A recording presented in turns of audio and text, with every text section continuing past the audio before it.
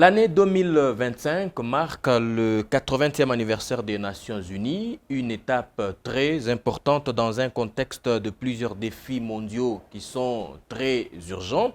Et cette année, d'ailleurs, comme toutes les années, il s'est tenu à New York, où nous sommes aux États-Unis, la 80e session de l'Assemblée générale de l'Organisation des Nations Unies, l'ONU, placée sous le thème « Mieux ensemble, 80 ans et plus pour la paix, le développement et les droits humains ». Question, 80 ans de l'ONU, pour quelle contribution à la paix, à la justice ainsi qu'à l'égalité dans le monde et aussi en République démocratique du Congo? C'est la question principale de ce nouveau grand échange. Vous nous regardez sur Arc-en-Ciel Télévision. Merci de nous renouveler votre confiance. Nous allons parler de cette thématique avec le professeur Georges Mulumbeni. Il est docteur en relations internationales à l'Université de Lubumbashi et aussi analyste des questions internationales. Professeur, merci de nous recevoir. Je vous en prie. Avec lui, nous allons échanger autour de la question relative au 80e anniversaire des Nations Unies avec une orientation précise, celle de savoir quelle est la contribution ou quelle a été la contribution de l'ONU, 80 ans, à la paix, à la justice ainsi qu'à l'égalité dans les mondes. Alors, professeur, pour commencer la première question, c'est d'abord dans quel contexte mondial l'ONU célèbre ses 80 ans? Oui, merci pour la question. 80 ans, c'est quand même beaucoup. C'est presque un siècle d'existence d'une organisation internationale. Nous célébrons ces 80 ans dans un contexte particulier des relations internationales avec divers défis qui se présentent devant les participants à la vie internationale. Quand je dis participants, je fais allusion aux États, mais aussi à l'Organisation des Nations Unies elle-même, pourquoi pas à tout son système. Un contexte de conflit par-ci, par-là, un contexte de sous-développement, de la famine, un contexte de maladie. On parlait il n'y a pas très longtemps de Covid-19. Aujourd'hui au Congo, il y a Ebola. Il y a la malnutrition à gauche et à droite. C'est dans un contexte donc de conflit, d'incompréhension, un contexte du désordre, comme ça a toujours été dans les relations internationales, mais un contexte, comme vous l'avez dit, en introduisant cette émission, un contexte un peu particulier que nous allons essayer d'analyser dans ces différentes facettes. Alors, 80 ans après l'entrée en vigueur de la charte qui crée l'Organisation des Nations Unies, aujourd'hui, quel bilan peut-on dresser? Bon, il est difficile dans une émission comme celle-ci de faire le bilan de l'Organisation des Nations Unies. Comme vous le savez, créée en 1945, à la suite de la Seconde Guerre mondiale, cette organisation a connu les hauts et les bas. Cette organisation a connu des moments, disons, glorieux, puisqu'il y a eu un rapprochement entre les États du monde. Oui. Il y a eu des principes qui ont été adoptés au sein des Nations Unies. Il y a eu des valeurs que l'Organisation des Nations Unies incarne. Mais cette organisation a connu aussi deux problèmes avec deux conflits qui ont déchiré le monde pendant, disons, ces 80 ans. C'est pour dire que le bilan n'est pas aussi facile à établir, mais c'est un bilan qui mêle à la fois la joie, mais aussi la tristesse, la désolation, pourquoi pas, disons, le malheur pour certains peuples qui, depuis un certain temps, ne connaissent que des situations de conflit, ce qui veut dire que pour eux, l'Organisation des Nations Unies n'a rien donné. Mais pour les autres, l'Organisation des Nations Unies, c'est un cadre qui incarne beaucoup de valeurs. Nous y reviendrons tout au long de l'émission. Il y a des questions liées aux droits de l'homme, il y a des questions liées au développement, il y a des questions liées à la décolonisation, qui ont été discutées au sein des Nations Unies et qui ont trouvé solution dans le cadre de ces grands forums internationaux. Au-delà de ça, il y a ce rapprochement des États auquel vous avez fait allusion tout à l'heure. Le nombre d'États qui avaient signé la charte au départ n'est pas le même qu'actuellement. Oui, en 1945, on ne comptait pas plus de, disons, de 50 États, et parmi lesquels il y avait beaucoup d'Européens, beaucoup de Latino-Américains et trop peu de pays africains, par exemple. Puisqu'en 1945, les seuls pays qui participent à la création des Nations Unies en tant qu'Africains, il y a le Libéria, comme vous le savez, qui a une souveraineté ininterrompue, il y a l'Éthiopie, et il y avait également l'Afrique du Sud. Donc 3 ou 4 pays qui ont participé à la création de l'Organisation des Nations Unies. Aujourd'hui, c'est 194 États membres des Nations Unies, parmi lesquels il y a une cinquantaine. C'est pour dire qu'il y a des avancées. Il y a une avancée du point de significative. vue, statut des États africains qui participent aux activités des Nations Unies. Alors, en ces temps de crise à travers le monde, est-ce que l'ONU a véritablement joué son rôle? Oui, je l'ai dit tantôt ici, il y a des valeurs qu'incarne l'Organisation des Nations Unies. Il y a des principes qui ont été dictés au sein des Nations Unies, que nous ne pouvons pas oublier, que nous ne pouvons pas balayer d'un coup comme ça. Lorsque vous prenez par exemple le droit de l'homme, Oui. donc la Déclaration universelle des droits de l'homme existe, bien sûr, à côté, mais ça a été initié au sein des Nations Unies en 1945 et adopté en 1948. Et j'ai parlé ici de la colonisation. Il y a les principes qui ont été dictés au sein des Nations Unies qui refusaient à ce que les États puissent évoluer les uns en état indépendant et les autres sous contrôle des anciennes métropoles. Donc il y a eu les principes de décolonisation, la reconnaissance donc, du peuple, le droit des peuples à disposer d'eux-mêmes. Et bien cela a donné lieu aux indépendances déjà dans les années 60. Donc c'est parmi les éléments dont il faut mettre à l'actif de l'Organisation des Nations Unies. Mais cette Organisation des Nations Unies, je voudrais rappeler ici, a connu des moments de rapprochement. Mais ce sont des moments que je peux considérer comme étant éphémères. Considérons par exemple la création de l'État d'Israël et de la Palestine avec la résolution 181 qui est adoptée en 1948. Donc 3 ans durant, les États membres des Nations Unies étaient ensemble. Mais en 1948, ça se comprend, c'est le début de la guerre froide, eh bien, les États vont se diviser et jusqu'à aujourd'hui, eh bien, ils ne parlent pas le même langage. Et il y a eu un autre rapprochement, c'est dans les années 90, avec la guerre du Koweït, qui a été agressée par l'Irak.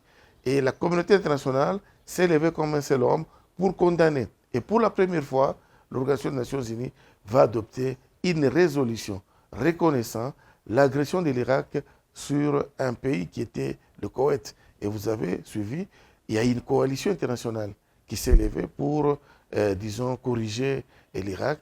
Eh bien, à part ces 2 faits, eh bien, aujourd'hui, c'est vaille-que-vaille, chacun poursuit son chemin. Et est-ce que ça empêche aux Nations Unies ou à l'Organisation des Nations Unies de pouvoir intervenir? Oui, les Nations Unies aujourd'hui ont difficile à pouvoir intervenir. Je peux vous donner quelques faits saillants et récents par rapport à nous ici. Oui. Prenons la guerre en Somalie. Les Nations Unies ne sont jamais intervenues. Les États-Unis qui ont tenté, ils ont connu un échec. Il y a eu la situation en Libye. Aujourd'hui, vous connaissez, la Libye, c'est un territoire qui est ingérable, puisqu'il y a eu intervention de la France et d'autres pays, et l'ONU était là en train d'assister impuissante donc, à cette intervention française. Il y a eu la guerre de Syrie qui a duré pendant plusieurs décennies et qui a fait autant de morts. Oui. Et l'Organisation des Nations Unies était en train d'assister, disons, en spectateur à cette situation de guerre en Syrie. Je peux ajouter d'autres cas, le Yémen. Je peux ajouter les cas d'Israël avec ses voisins, les Hamas, les Hezbollah, les Liban, la Syrie, la Cisjordanie.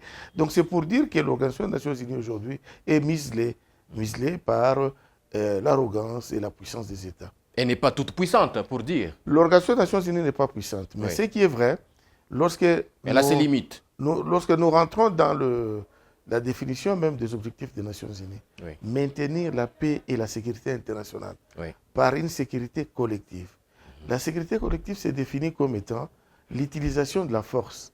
Hein, donc plutôt l'imposition du droit par la force. Ok. Donc l'Organisation des Nations Unies était en mesure de pouvoir intervenir pour imposer les droits. Mais c'est ce qui n'est pas fait, puisque lorsque vous lisez les chapitres, et plutôt l'article 24, fait de l'Organisation des Nations Unies une organisation supranationale au regard de ce que le Conseil de sécurité devrait faire. Donc le Conseil de sécurité est là pour, disons, résoudre tous les problèmes. Au besoin, utiliser la force. Et vous êtes sans ignorer qu'il est interdit à l'article 2, paragraphe 4, à tout État d'utiliser la force. Et la force, elle est reconnue seule aux Nations Unies lorsque le Conseil de sécurité décide. Et ça, c'est de la théorie. Du point de vue pratique, nous constatons que l'Organisation des Nations Unies est impuissante pour, disons, intervenir dans certaines situations. Dans la pratique, la force n'a jamais été, disons, cette option n'a jamais été prise. Ouais, c'est ça. Il y a un problème. Oui. Et comme vous le savez, c'est une organisation internationale qui regorge les États, qui chacun a sa volonté, chacun a ses intérêts, justement. Chacun a pratiquement ses orientations. Il est difficile que les intérêts des États coïncident avec ceux des Nations Unies, bien que les Nations Unies est considéré comme étant les centres où devraient s'harmoniser les intérêts divergents des États. Alors, à la création de l'ONU, moins de 2 mois après la fin de la Seconde Guerre mondiale, l'ONU a énoncé des objectifs dans sa charte. Vous avez énoncé quelques-uns. Ici, nous allons revenir sur ce que vous avez dit tout à l'heure, maintenir la paix ainsi que la sécurité internationale et aussi réaffirmer la foi dans les droits fondamentaux de l'homme. C'est ça. Pourquoi, selon vous? Bon, l'Organisation des Nations Unies, je l'ai dit tantôt, est créée dans un contexte particulier. C'est le contexte de la fin d'un conflit qu'on a appelé la Deuxième Guerre mondiale. Or, vous le savez, la Deuxième, tout comme la Première Guerre mondiale, sont des moments où l'humanité a connu des fléaux jamais réalisés. Donc il était tout à fait indiqué, lorsque l'Organisation des Nations Unies est créée en 1945, de résoudre l'épineux problème du maintien de la paix et de la sécurité internationale. Or, cette question du maintien de la paix et de la sécurité internationale, c'est une question indivisible. Cela veut dire tout simplement qu'il n'y a pas de paix lorsqu'il n'y a pas de développement. Il n'y a pas de paix lorsqu'il n'y a pas de justice. Il n'y a pas de paix lorsqu'il n'y a pas une justice distributive. Il n'y a pas de paix lorsque l'homme n'est pas cultivé. C'est pourquoi, lorsque l'Organisation des Nations Unies est créée, vous voyez qu'elle est en train d'étendre pratiquement ses objectifs dans d'autres domaines plus élargis, en créant même ce que nous appelons aujourd'hui les institutions spécialisées des Nations Unies. Elles sont au nombre de 19. Et chacune occupe, disons, un domaine précis de la vie de l'homme. Lorsque nous prenons l'éducation, par exemple, il y a l'UNESCO avec la science, la culture et l'éducation. Lorsque vous voulez prendre, par exemple, l'agriculture, il y a, disons, le FAO, hein, donc, qui est là. Lorsque vous, FAO et PAM, lorsque vous voulez prendre, par exemple, les questions liées, disons, aux finances, il y a la Banque mondiale, il y a le Fonds monétaire international, il y a l'Agence internationale de développement des Nations Unies, il y a l'Autorité financière internationale. Eh bien, vous pouvez prendre tous les domaines de l'homme, vous trouverez qu'il y a une organisation qui a été créée. C'était pour que cette question de maintien de la paix, qui est une question indivisible, soit soutenue par d'autres questions, puisqu'ils se sont dit, on ne peut pas maintenir la paix et la sécurité internationale en négligeant d'autres aspects. Et je voudrais rappeler ici à l'opinion que s'il y a eu la Seconde Guerre mondiale, c'est tout simplement parce qu'il y a un État qui s'est levé et qu'on a observé, qu'on a regardé, donc puissamment, c'était l'Allemagne. Les discours des nazis, c'était lesquels? Je vais donner du travail aux Allemands. Et c'est vrai, Hitler a donné du travail aux Allemands. Mais quel genre de travail? C'était le travail dans les industries d'armement. Or, lorsqu'on fabrique les armes, c'est pour faire quoi avec ça? Ce n'est pas pour jouer avec ça, ce n'est pas pour manger les armes, pour s'en servir. Mais pour s'en servir, pour faire la guerre. Et lorsqu'on fait la guerre, on tue. Lorsqu'on fait la guerre, on crée la misère. Lorsqu'on fait la guerre, eh bien, tout ça. Donc un problème social au départ, un problème de travail, va conduire à une Seconde Guerre mondiale avec l'Allemagne qui pensait qu'il fallait donner du travail aux Allemands, mais le travail dans quel domaine? Le travail dans le domaine, disons, militaire. Il y a aussi un problème lorsque la population est au chômage. La population n'est pas occupée. La population n'est pas occupée. Donc, il fallait aussi une législation en matière de travail. C'est pourquoi il y a l'OIT. Donc, je peux multiplier autant d'exemples comme ça, des organisations qui participent au maintien de la paix de manière indirecte. C'est ce qu'on appelle les institutions spécialisées des Nations Unies. C'est pour encourager l'ONU à pouvoir réaliser son objectif de maintien de la paix. Qui est celui de maintenir la paix et la sécurité internationale. Et donc, la paix est, comment dire, on ne peut pas parler développement. C'est pourquoi je disais, la paix, c'est une question indivisible. On ne peut pas parler de la paix tout en ignorant les questions de développement.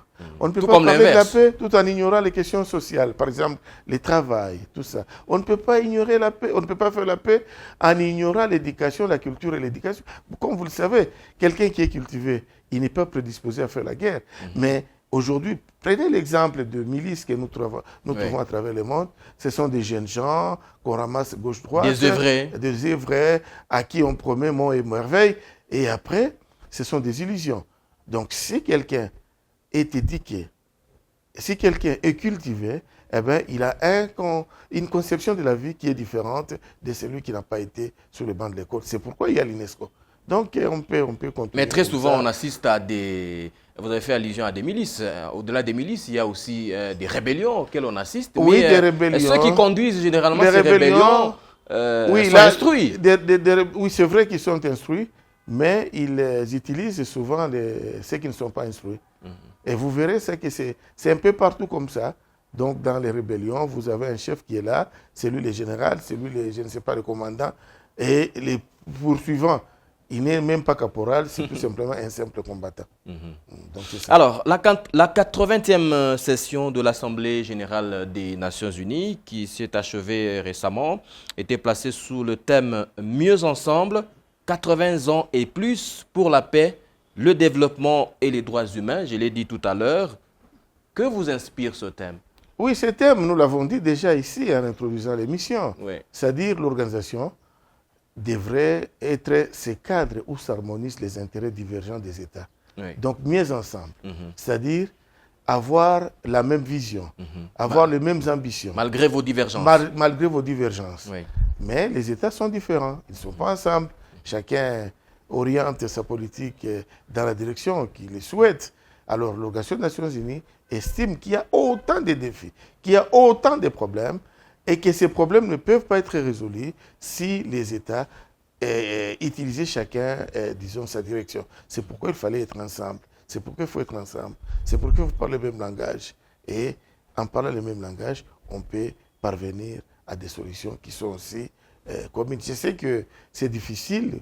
C'est ça ma prochaine question. J'allais dire, est-il possible d'y arriver? C'est difficile de concilier donc, le point de vue divergent, mais nous sommes dans les relations internationales. Et lorsqu'on parle de diplomatie, la diplomatie a ce rôle-là de faire en sorte que les États puissent petit à petit, progressivement, disons, se démarquer de leurs intérêts au profit de l'intérêt général, au profit de l'intérêt de la communauté internationale. J'allais dire, en relations internationales, il n'y a pas de concessions? Mais oui, il n'y a pas de concessions. Les concessions, ça existe aussi, puisque s'il n'y avait pas de concessions, la diplomatie n'existerait pas. Comme vous le savez, quand on entre, par exemple, dans une négociation, on a son point de vue, mais sachez que l'autre partie en a aussi les siens. Et la mission donc, de la diplomatie, c'est de pouvoir concilier ces points de vue divergents. Arrondir les angles, comme on dit. Oui, c'est ça. Alors, les défis urgents auxquels l'ONU est confrontée 80 ans après, vous avez évoqué quelques-uns ici, je pense qu'on peut y revenir, mais comment faire pour relever ces défis pour, par exemple, les 80 ans à venir? Oui, je l'ai dit, nous sommes dans un monde globalisant. Quand je dis un monde globalisant, mais un monde unique, avec des problèmes aussi qui sont différents. Je prends un exemple. Oui. Je prends le climat. Les climats. Le climat, c'est une situation particulière, une situation qui concerne tout le monde. Puisque s'il y a réchauffement, eh bien, ça ne va épargner personne. que vous soyez pays du Nord, que vous soyez pays du Sud, que vous soyez, je ne sais pas, à l'Équateur, eh bien, vous êtes affecté par le dérèglement des climats. Mais il y a des États qui ne reconnaissent pas que jusque-là, nous courons un grand danger du point de vue du règlement des climats. Donc, les efforts des Nations Unies devraient aller dans ce sens-là pour convaincre tout un chacun qu'il y a un problème lorsqu'on ne respecte pas donc, les climats, lorsqu'on participe au réchauffement du climat par des productions incontrôlées, par, je ne sais pas, l'utilisation des matières donc toxiques. Les États devraient comprendre. Mais comme je vous l'ai dit ici, il y a au nom, je ne sais pas de quoi, il y a certains États qui refusent certaines choses qui sont visibles. Ça, c'est de un. De deux, il y a la question de la paix, la guerre. Eh bien, la guerre est devenue pratiquement la pratique de tous les États aujourd'hui dans le monde. Il y en a qui y participent directement, il y en a qui y participent de manière indirecte, il y en a qui en sont victimes, comme on le dit, des victimes collatérales dans un conflit. Eh bien, il y en a qui en souffrent, comme aujourd'hui, par exemple, l'histoire de l'Ukraine. C'est connu de tout le monde que l'agression russe sur l'Ukraine a affecté pratiquement les relations internationales de manière générale, mais dans le domaine économique de manière particulière. Il y a des États africains qui ne sont pas européens, qui ne sont pas dans l'Eurasie, qui ne sont pas dans la Caucase, qui ne sont pas, je ne sais pas, autour de Bosphore, d'Ardanelles. Ils sont très loin, mais qui sont en train pratiquement de payer cette situation de l'Ukraine. De l'Ukraine de manière indirecte. C'est pour dire qu'il y a deux questions qui sont en train pratiquement d'affecter les relations internationales d'une manière générale. Même la RDC est aussi affectée à un certain niveau. C'est tout le monde, c'est tous les États du monde qui connaissent ce problème-là. Oui. Donc c'est pour dire qu'une question de guerre a des ramifications dans d'autres domaines économiques, ainsi de suite. Donc c'est pour dire que les défis sont énormes, les défis sont nombreux, et les États aujourd'hui ont difficile à pouvoir se comporter comme ils se seraient comportés en 1945, lorsque l'Organisation des Nations Unies est créée, puisqu'il faut le dire, le fait de mettre ensemble les États déjà en 1945, ce n'était pas une chose facile, puisqu'il fallait convaincre donc le puissant d'antan qu'il y avait lieu d'avoir un cadre, et les cadres qui pouvaient permettre à ce que le monde puisse être épargné du point de vue conflit et puisse connaître donc un progrès dans d'autres domaines comme par exemple l'économie, les finances et autres. Donc aujourd'hui, au nom des intérêts des États, il est difficile que ces défis mondiaux urgents soient relevés. Oui, ici, il y a une explication. Oui. C'est la montée du populisme à travers le monde. Et j'ai fait ici allusion à la montée donc, des États-Unis sous Trump, qui voudrait donner une connotation nationaliste à son pays. A-t-il tort? Je ne pense pas. Il a aussi raison pour dire que l'Amérique a assez travaillé pour le monde. Aujourd'hui, l'Amérique doit se replier sur elle-même et façonner son développement. Mais à la différence de l'isolationnisme que l'Amérique a toujours prôné, lorsqu'on prend par exemple 1885 avec Monroe qui disait l'Amérique aux Américains, et lorsqu'on prend par exemple la politique un peu isolationniste de Carter dans les années 70-80, eh bien ici c'est différent. C'est un isolationnisme qui a des connotations aussi d'interventionnisme. Donc c'est deux choses différentes que l'Amérique est en train de vouloir mettre ensemble. Pourquoi j'ai dit ça? L'Amérique d'abord. L'Amérique doit se développer. Un discours nationaliste qui a porté Trump au pouvoir. Mais le même Trump voudrait que l'Amérique, ou plutôt la puissance américaine, soit portée par les efforts extérieurs. C'est pourquoi il dit l'Amérique ne peut pas s'engager dans les affaires, par exemple, des Européens, si l'Amérique ne trouve pas un intérêt dans cela. C'est pour dire nous voulons nous développer, on n'a pas besoin de vous, mais nous allons, disons, nous appuyer sur ce que vous avez comme moyen. Rappelez-vous la rencontre Trump-Zelensky à la Maison-Blanche. Je crois que ce n'est pas au mois de janvier, au mois de février. Ça a donné ce que ça a donné, mais nous avons compris tout simplement que l'Amérique voudrait dire tout simplement que je ne peux pas intervenir chez vous s'il n'y a aucun intérêt à y trouver. C'est ce qui se passe aujourd'hui également avec la RDC, les accords signé entre à la gauche, à RDC, droite. le Rwanda et la RDC. Ça a un soubassement économique. Tout à fait. Nous comprenons que c'est la nouvelle politique, la nouvelle orientation des États-Unis qui mêle et l'interventionnisme et l'isolationnisme. Donc j'interviens chez vous à condition que je ne trouve un intérêt particulier. C'est ça.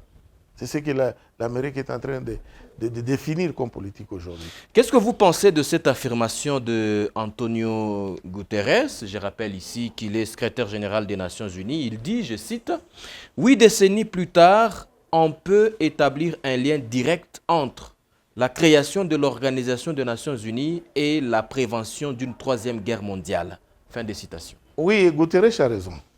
Vous le savez, lorsque nous lisons l'histoire des relations internationales, eh bien, il y avait des guerres généralisées. Rappelez-vous la guerre des 100 ans, rappelez-vous Jeanne d'Arc avec la guerre des 30 ans, rappelez-vous les conquêtes de Napoléon à travers pratiquement l'Europe, et il a conquis également une partie de l'Amérique. Rappelez-vous de la Première Guerre mondiale avec, disons, l'Autriche-Hongrie qui dominait pratiquement le monde et qui voulait envahir pratiquement même l'espace africain. Rappelez-vous de la Seconde Guerre mondiale, avec un certain Hitler, Mussolini à côté. Eh bien, ce sont deux situations qui ont prévalu avant la création des Nations Unies. Le mérite qu'ont les États-Unis et les Nations Unies aujourd'hui, c'est d'empêcher à ce qu'il y ait une troisième guerre mondiale. Et qui dit troisième guerre mondiale aujourd'hui, c'est une guerre qui peut s'apparenter à une première guerre nucléaire mondiale, puisque à part le fait que les Américains ont bombardé Nagasaki et Hiroshima en 1945, eh bien, on a mis la limite. On essaie de tout faire pour ne pas aller au-delà de cela. Et Guterres a raison pour dire, avec les Nations Unies, on a empêché qu'il y ait une guerre généralisée. Et c'est le cas même en Europe aujourd'hui. Bon, il y a l'Ukraine qui est en guerre avec la Russie, mais ce n'est pas ce genre de guerre que nous connaissions avant. Donc, bravo aux organisations internationales. Ici, j'ai fait allusion aux Nations Unies, bien sûr, dans le cadre du maintien de la paix et de la sécurité internationale, mais aussi à l'Union européenne. Comme vous le savez, les guerres commençaient en Europe. S'il y a eu la Première Guerre mondiale, c'est une guerre européenne. S'il y a la Seconde Guerre mondiale, c'est une guerre européenne. J'ai parlé des guerres de 30 ans, de 60 ans, de 100 ans là-bas. C'était des guerres européennes. Guerre de Crimée, c'était des guerres européennes. Les guerres des Sédans, c'est européenne. Les conquêtes napoléoniennes, c'est européenne. Mais avec la création de l'Union européenne, déjà dans les années 57, eh bien, cela a empêché à ce qu'il y ait guerre. Là, je voudrais peut-être éclairer l'opinion, tout simplement parce que l'Union européenne a su mettre ensemble deux prétentieux, la France et l'Allemagne. Puisque s'il y avait des guerres en Europe, c'était les deux États-là. Or, les deux États sont devenus, depuis 1957, des alliés inconditionnels. Et cela permet à ce que la paix puisse être maintenue en Europe. Et je reviens maintenant sur le thème des Nations Unies. Ensemble, on peut tout. Et aujourd'hui, les Européens ensemble, eh ben, ils sont en train pratiquement d'empêcher à ce qu'il y ait une guerre européenne qui peut s'étendre pour devenir, pourquoi pas, une guerre mondiale, une première guerre nucléaire mondiale. Mais avec toutes ces guerres qui n'en finissent pas, prenons l'Ukraine et la Russie, mais dans le cas où d'autres États se décidaient de se liguer pour intervenir, y a-t-il possibilité que cela conduise à une troisième guerre mondiale? Oui, c'est ça la crainte. C'est ça la crainte de ceux qui dirigent ce monde, de voir dans cette guerre entre la Russie et l'Ukraine que d'autres États puissent intervenir. C'est vrai que du point de vue logistique, du point de vue conseil, eh bien, ces États ne se battent pas seulement à deux. Ils ont du matériel en provenance de l'Allemagne, en provenance de la Belgique, de la France, même des États-Unis. Et les Russes ont également du matériel en provenance de la Chine, Corée du Nord, ainsi de suite. Donc c'est pour dire que ces États-là participent, mais ils ont des limites pour dire qu'il ne faut pas aller au-delà, puisque en allant au-delà, eh bien, ça peut barder Et le monde, comme vous le savez, si le monde connaissait aujourd'hui une guerre nucléaire, c'est pour sa disparition totale. Le monde ne va pas résister à une guerre nucléaire aujourd'hui. La puissance est telle que s'il faut multiplier fois 10 000 ou je ne sais pas 100 000, la puissance d'Hiroshima et de Nagasaki. Et donc, aujourd'hui, il est possible que l'ONU a déjà mis, comment dire, les garde-fous possibles pour éviter une troisième guerre mondiale. Oui, l'ONU a déjà mis ses garde-fous. Donc, lorsque vous prenez ne serait-ce que la charte des Nations Unies, c'est déjà le garde-faux pour éviter un conflit international généralisé.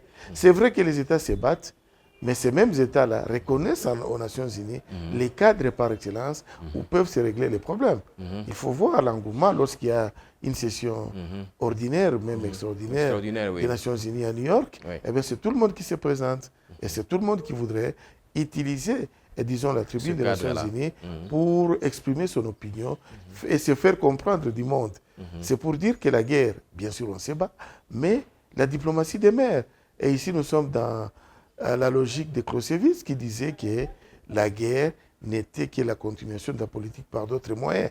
C'est-à-dire, lorsque les États se font la guerre, eh bien, ils sont toujours dans la politique. Ils sont toujours dans la diplomatie. Mais autrement. Mais autrement. Donc, les États se battent, mais sachez qu'il y a des émissaires la nuit qui se rencontrent. Il y a des intermédiaires qui s'interposent pour dire non, vous ne pouvez pas faire ceci, vous ne pouvez pas faire cela. C'est pourquoi de temps en temps, vous verrez qu'il y a un conflit qui a connu une intensité quelconque, mais après, on n'en parle plus. C'est que la diplomatie joue. Donc, il n'y a pas de guerre sans diplomatie. Tout comme la diplomatie est au service également de la guerre. C'est quoi votre réaction par rapport à ceux qui pensent que l'Organisation des Nations Unies est vraiment indispensable au développement, à la paix, à l'égalité, à la justice dans le monde? Oui, lorsque nous prenons ces différents aspects qui constituent les éléments qui accompagnent la paix et la sécurité internationale, prenons le développement. Eh bien, nous avons vu que c'est au sein des Nations Unies que la question du développement s'est posée. C'est vrai qu'avant, eh bien, les États évoluaient chacun dans son chemin, et définissant la question du développement à sa manière. Mais depuis les années 60, eh bien, c'est une question qui est au centre des préoccupations des Nations Unies. Je voudrais, pour preuve, donner quelques exemples. Lorsque vous prenez ce qu'on appelle la décennie de développement, ou les décennies de développement, c'est-à-dire c'est au sein des Nations Unies qu'il a été décidé que les États riches puissent consacrer 1% de leur produit intérieur brut pour résoudre les problèmes de développement. C'est vrai qu'au début, ils ont commencé à le faire, mais après, il y a eu un relâchement. C'est au sein des Nations Unies que ces grandes questions du développement sont débattues. Rappelez-vous qu'aux Nations Unies, il y a ce qu'on appelle les programmes des Nations Unies pour le développement, le PNUD. Donc, c'est un programme qui doit accompagner les États, surtout en difficulté de développement, sur leur chemin. Prenons donc le commerce. Lorsque vous prenez, par exemple, la question du commerce, les États du tiers-monde ont crié beau pour dire, bon, nous sommes sous-développés, c'est parce qu'on ne participe pas très bien au commerce, il y a des règles qui ont été dictées à notre absence. Il a été créé ce qu'on appelle aujourd'hui la Conférence des Nations Unies sur le développement, la CNUSED. La CNUSED est là, le PNUD est là. À part, donc la CNUSED est là, le PNUD est là, à part cela, il y a ce que nous avons appelé les décennies de développement. Mais l'ONU n'a pas croisé les bras. L'ONU a développé d'autres stratégies. Rappelez-vous du programme du millénaire. Rappelez-vous du programme de développement durable. Donc, ce sont des programmes qui sont édictés au sein des Nations Unies et qui participent au développement de certains États. C'est vrai que ce n'est pas une baguette magique puisque l'ONU a décidé que l'État qui était pauvre hier, aujourd'hui devient riche. Non, c'est avec le concours de tous les États, c'est pour éradiquer surtout la pauvreté. La pauvreté, oui. Comme vous le savez, aujourd'hui, il y a encore des contrées, il y a encore des endroits, des États où des personnes vivent avec moins d'$1 par jour. Alors, l'Organisation des Nations Unies est en train de travailler et l'Organisation des Nations Unies est en train de réussir par-ci, par-là, puisque même les organisations comme le Fonds monétaire international, c'est vrai que c'est du point de vue financier. Ce sont des intérêts financiers qui comptent. C'est la grandeur financière qui participe donc dans la définition des diplomaties de certains États comme l'Amérique et les États de l'Europe avec les G7, les G8, les G20, ainsi de suite. Mais tout a été défini d'abord au sein des Nations Unies. C'est pour dire que les Nations Unies, c'est un centre indispensable sur des questions de développement. Deuxièmement, vous avez parlé de la justice. Oui, c'est vrai que si la justice n'existait pas, le monde allait connaître des fléaux. L'Organisation des Nations Unies est là, avec à son sein la Cour internationale de justice, qui s'occupe des questions de deux façons. De façon, disons, lorsqu'il y a un conflit, l'Organisation des Nations Unies, au travers des CIJ, intervient dans des questions contentieuses, mais aussi dans des questions consultatives. Donc, il y a un problème de droit. Quelque part, on voudrait interpréter le droit.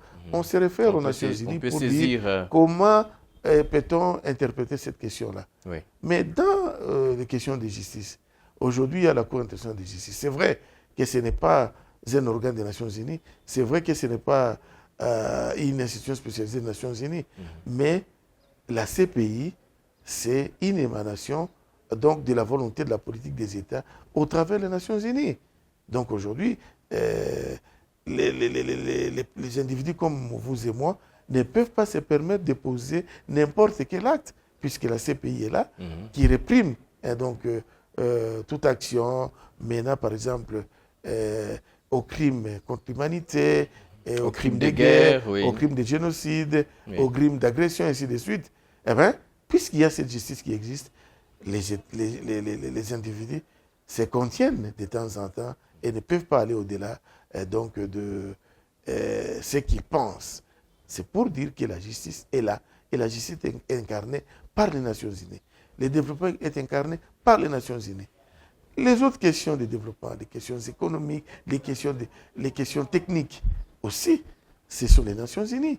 Aujourd'hui, s'il y a une réglementation, par exemple, de l'aviation civile, c'est au sein des Nations Unies, au travers de son institution spécialisée qui est l'OACI, donc l'Organisation de l'aviation civile internationale. Imaginez qu'aujourd'hui, s'il n'y avait pas cette réglementation internationale, comment allait s'organiser la circulation aérienne? Il y a des avions qui décollent toutes les 5 minutes dans des grands aéroports et qui atterrissent toutes les 5 minutes. Peut-être pas chez nous en Afrique, mais lorsque vous allez sur d'autres cieux, vous allez constater qu'il y a une activité intense de l'aviation civile. Au niveau des aéroports. Mais s'il n'y avait pas cette organisation qui réglemente donc l'aviation civile internationale, nous aurions des problèmes. Aujourd'hui, aux Nations Unies, du point de vue technique, la mer, qui est le plus grand espace du commerce international, est réglementée par les Nations Unies. Il y a ce qu'on appelle la Convention des Nations Unies sur le droit de la mer, qui a été adoptée en 1982, et qui réglemente aujourd'hui le droit de la mer. C'est vrai que la mer, lorsque vous allez par exemple dans ce qu'on appelle la haute mer, qui est un espace qui appartient à tout le monde, mais c'est vrai, ça appartient à tout le monde, mais ça n'appartient à aucun individu de manière particulière. Donc il faut une certaine réglementation. Ça serait la foire, ce serait catastrophique. Puisque dans cette haute mer-là, on ne va pas pour y poser des actes subversifs, des actes qui peuvent mener donc à une situation de guerre par-ci par-là. Il n'y a pas des essais nucléaires sur l'espace international.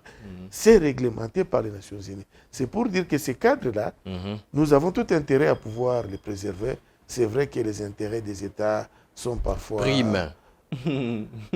au-delà des ambitions des Nations Unies. Pour les 80 prochaines années, il y a ceux qui pensent déjà à une réforme de l'ONU, soit une réorganisation structurelle de cette organisation onusienne ou de ce système onusien. Vous, qu'est-ce que vous en pensez? J'enseigne les relations internationales depuis plusieurs décennies. J'ai appris que cette organisation des Nations Unies a été créée par des États qu'on a considérés comme étant responsables du point de vue puissance. Lorsqu'on impose la paix et la sécurité internationale, on ne l'impose pas avec la parole, on l'impose avec les moyens. Donc pour faire partie du cercle du Conseil de sécurité et avoir droit à la parole, il faut être une grande puissance. Pour preuve, il y a la France. Oui. C'est vrai, la France n'avait pas gagné la guerre, mais la France était au centre de la Deuxième Guerre mondiale. Il y a les États-Unis qui ont gagné la guerre. Il y a la Russie qui a gagné la guerre. Il y a la Chine qui a été incorporée du point de vue de sa puissance d'abord à l'époque démographique. Oui. Hein? Et puis il y a la Grande-Bretagne qui aussi était au centre de la Seconde Guerre mondiale et qui est une puissance à l'époque de la mer, mais aussi une puissance culturelle. Donc chacun a une raison de faire partie du Conseil de sécurité. Ce sont des États responsables. La réforme dont vous parlez ici, on a fait allusion depuis plusieurs décennies. Déjà, lorsque la guerre froide s'est terminée dans les années 90, il y a eu des voix qui se sont levées pour dire, bon, nous aussi, nous voulons devenir membre permanent du Conseil de sécurité. Oui. Nous avons droit au chapitre. Justement. Il faut nous accorder aussi le droit de veto, ainsi de suite. Oui. Mais moi, je vous dis, en tant qu'ancien des relations internationales, qu'on ne peut pas responsabiliser n'importe quel pays. On ne peut pas. Ce n'est pas par prestige qu'on est au Conseil de sécurité, c'est par responsabilité. Par responsabilité, oui. Et les responsables les sont du point de vue puissance, du point de vue économique, du point de vue culturel, et dans tous les domaines. Je vais vous donner un exemple ici. Dans les années 90, le Nigeria a fait beaucoup trop de bruit. On dit l'Afrique du Sud et le Nigeria. L'Afrique du Sud venait de sortir de sa situation de l'apartheid. Et on dit que l'Afrique du Sud et le Nigeria sont pointés comme favoris pour faire partie du Conseil de sécurité. Et c'est la même année qu'Abacha, si je ne me rappelle, si je ne me trompe pas, qui va présenter une scène inédite à la communauté internationale. Ken Saro-Wiwa, le prix Nobel de la littérature, il a été tué, pendu par les régimes des Nigériens. Or, on parlait de droits de l'homme aux Nations Unies. Vous ne pouvez pas vouloir une chose et son contraire. Tout à fait. Donc vous êtes là, un État responsable, dans je ne sais pas quel domaine, mais vous ne respectez pas les droits de l'homme. Le Nigeria a pendu Ken Saro-Wiwa, le prix Nobel de la littérature dans les années 90, au vu aussi de tout le monde. Un pays comme ça, peut-il devenir membre permanent du Conseil de sécurité? Conseil de sécurité, moi, c'est je pense difficile. qu'il y a plusieurs autres aspects. Ce n'est pas par prestige, ce n'est pas par volonté. On se réveille le matin, on dit, bon, aujourd'hui nous sommes nombreux, nous sommes, la majorité elle est africaine aux Nations Unies. À l'époque, la majorité était occidentale, aujourd'hui elle est africaine et nous avons droit au chapitre. Nous devons devenir membre permanent du Conseil de sécurité. Oui, vous serez membre permanent du Conseil de sécurité, mais pour faire quoi? Pour apporter quoi? C'est ça aussi le problème. Alors, nous sommes en train de terminer petit à petit ce nouveau numéro de grand échange sur Arc-en-Ciel Télévision pour parler de la République démocratique du Congo. C'est depuis 1960 que la RDC est membre de l'ONU. La question que je voulais vous poser, c'est quoi le rôle crucial que les Nations Unies ont joué en République démocratique du Congo et qu'est-ce que cela a apporté comme contribution à la paix, au développement, à la justice? Oui, c'est un peu délicat de parler de relations entre la RDC et l'Organisation des Nations Unies, puisque déjà, une fois devenu indépendant, le Congo connaît une situation de conflit, avec la sécession du Katanga, la rébellion dans les Kwilu, la proclamation, je ne sais pas, de l'État indépendant du Sud Kasaï. Eh bien, le Congo est au centre pratiquement des relations internationales. À cette époque-là, nous sommes en pleine guerre froide. Ce qui signifie qu'il fallait prendre une position. Et si vous ne la prenez pas, cette position, ce sont les autres qui vont s'occuper de vous. Alors, la Russie, à l'époque, l'URSS, était disposée à intervenir au Congo. Et pour ne pas lui permettre d'intervenir, eh bien, les États-Unis vont activer les Nations Unies. Donc, première participation des Nations Unies au Congo, avec la mission que vous connaissez, l'ONIC. L'ONIC est intervenue, eh bien, la guerre de sécession, les rébellions ont été matées dans les années 63-64 et la guerre se termine. Donc voilà la première contribution Oui. de l'Organisation des Nations Unies au Congo. Deuxièmement, le Congo est agressé au mois d'août 1998. Les voix s'élèvent à travers le monde. Il y a des négociations gauche-droite. Et surtout, les accords de Lusaka vont donner naissance à la création plus tard de la MONUC, qui est là pour une mission précise. Précise, oui. Et lorsque le président Kabila arrive au pouvoir, Kabila, je parle de Kabila Joseph, la tendance est vers l'unification du pays. Oui. Et il fallait stabiliser les institutions. Ici, des élections qui étaient prévues pour 2006, je crois. Et à ce moment-là, les Nations Unies devraient intervenir pour stabiliser les institutions. Ouais. C'est pourquoi il y a aujourd'hui la MONUSCO. La MONUSCO, justement. Mais qui a, au fil du temps, changé de rôle. Et je l'ai toujours dit, la MONUSCO est piégée par, disons, ceux qui participent au conflit en RDC. Okay. Je l'ai toujours dit, ce sont des États, ce sont des individus, ce sont des organisations qu'on ne sait pas contrôler. Donc c'est pour dire que l'Organisation des Nations Unies est en difficulté pour pouvoir résoudre les problèmes disons, du Congo. Mais cela n'empêche que cette intervention puisse apporter tant soit peu donc, des solutions aux problèmes de notre pays.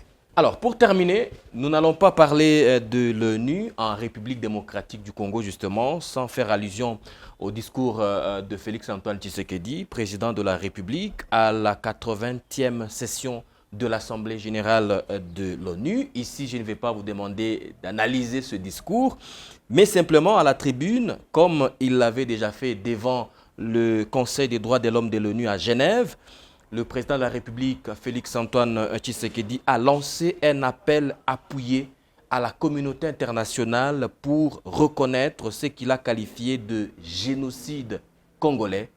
À quoi cela aboutira-t-il? Merci pour cette question capitale.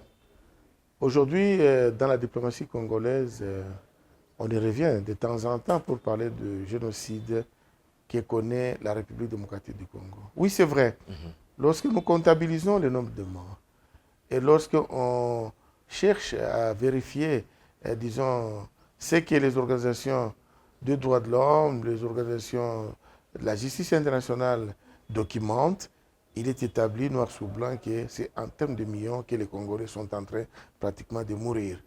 Et nous avons le droit, comme les Arméniens, au début du siècle, de pouvoir demander, solliciter, pourquoi pas obtenir plus tard la reconnaissance internationale de ces génocides-là. C'est un droit que tout un peuple dispose pour pouvoir, disons, respecter, disons, se souvenir de ces citoyens qui sont tombés, pour la plupart, de manière innocente, puisque ceux qui décèdent, ceux qui meurent, ceux qui tombent chaque jour à l'est du pays, eh ben, ce ne sont pas toujours les belligérants.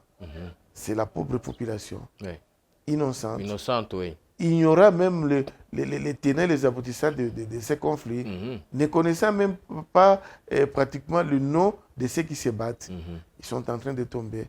Et c'est par millions, le Congo a un droit, donc comme l'Arménie l'avait fait au début du siècle, d'obtenir de la communauté internationale la reconnaissance internationale.